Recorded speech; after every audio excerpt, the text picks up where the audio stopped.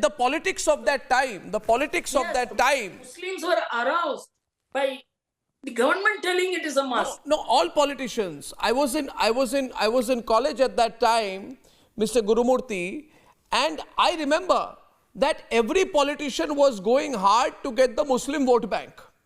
When the car sevaks were fired upon by Mulayam Singh Yadav in 1990, and we did a sting operation on a police officer who was then SHO of the Ram Janmabhoomi Thana. He said that the massacre was of countless Hindus, not just 16 people. And he said many car sevaks were given a burial. He said in Hindi, unko dafnaya gaya. The car sevaks were denied a cremation. This reality was also buried. Mulayam Singh Yadav, in order to pander to the Muslim vote bank, started saying that we had to teach these car sevaks the meaning of law. How dare they try to break the masjid? If more people were required to be killed, then the security forces could have done it. So, was Mulayam Singh Yadav competing with the Congress by this time for the Muslim vote bank? And was Narasimha Rao referring to it as a mosque also to pander to the Muslim vote bank? You see, Mulayam Singh Yadav became the face of Islamic politics in 1990. And he very clearly said that I will not allow Karseva to go on. Not a crow will fly over Ayodhya. And till 10 o'clock, the entire area was sealed But by 10:30, 11, thousands of Karsevaks had walked towards that place. And Ashok Shingal, who had gone there on a motorcycle, was hit on his head by a stone. And he became unconscious. The movement was leaderless. Still, the Karsevaks performed the Karseva and many were killed. People say it is the BJP which did it. People say it is the Vishwa Hindu Parishad which did it. It is actually the collective conscience of the Karsevaks who believed in Rama. They did it. They had nothing against anybody. They had nothing against Islam. They only wanted a temple for Rama. Unless you go into that spirit of the Karsevaks, you cannot understand why the Ram Janmabhoomi movement began transforming paradigm shifting Indian polity. It could not have been done as a top-down movement. It was a bottom-upwards movement. Because Rama resides in the conscience of the people of India, of women, of families, of communities, cutting across castes.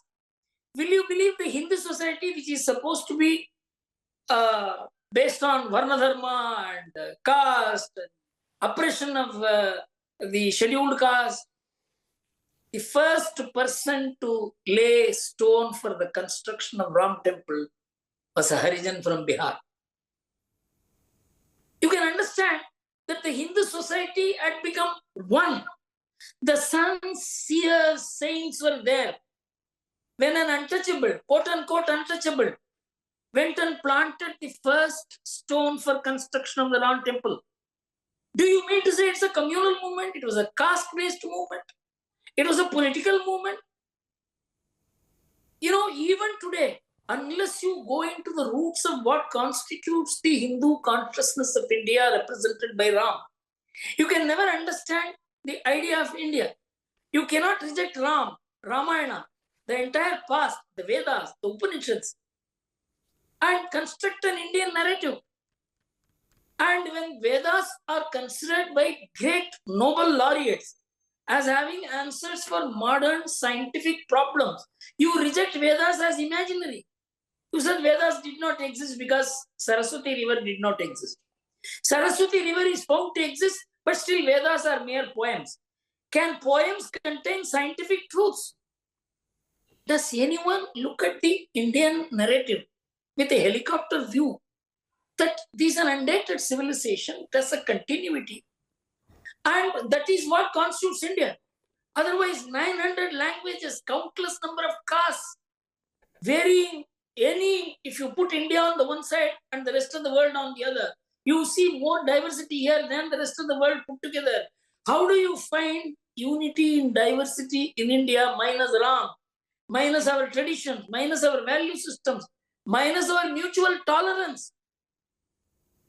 This is the Indianness which Ram Temple movement reinstated in Indian national life, and it also manifested in politics.